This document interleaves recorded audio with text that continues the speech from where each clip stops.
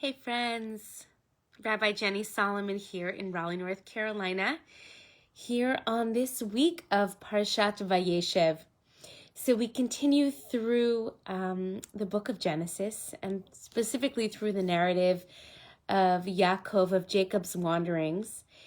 And I wanted to offer a little teaching in honor of this mincha, this afternoon moment of pause and grounding as we move through the rest of the day.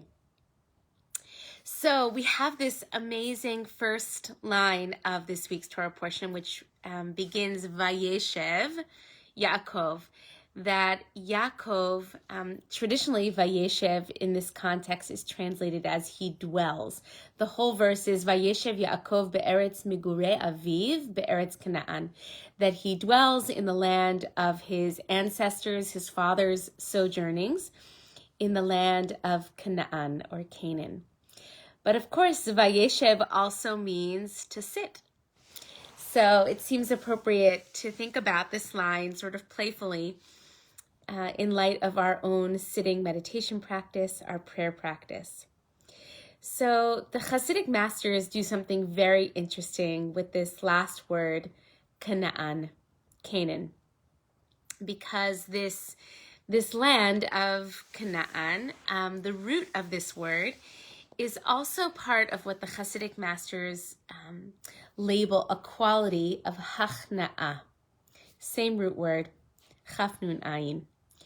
And Hakhna'ah is an orientation of humility, of surrender, and of acceptance of the way that things are.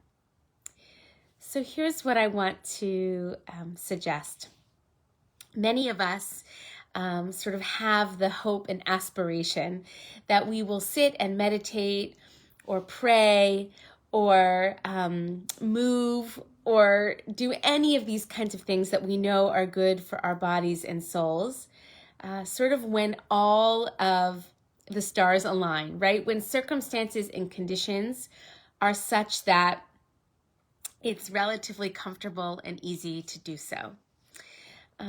But spiritual practice is actually not like that. Spiritual practice is about Vayeshev, sitting, and sojourning, both, in a way of Hakhna'ah, of being connected to our practice exactly the way things are.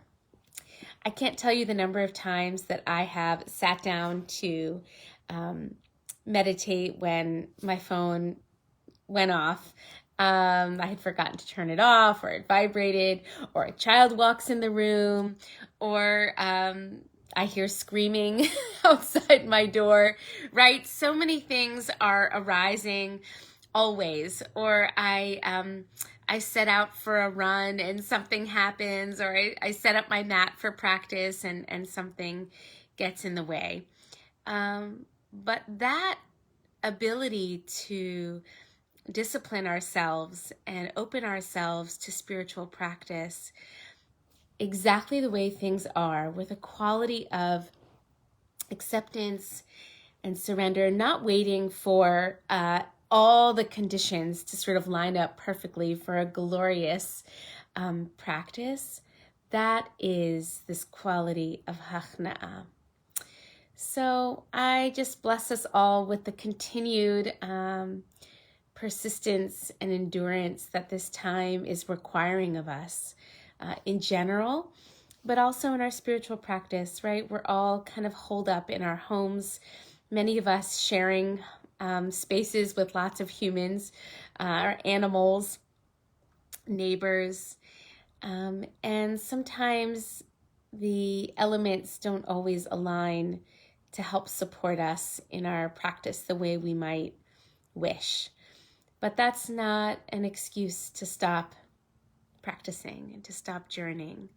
So as I meditate and dwell with this, marinate in this first line of this week's Torah portion, in which Yaakov Vayeshev, that he sits, that he dwells in this land, instead of just thinking about Canaan as a physical place, I choose to think about the quality of Hakhna'ah. All right, sending peace, shalom to all of you.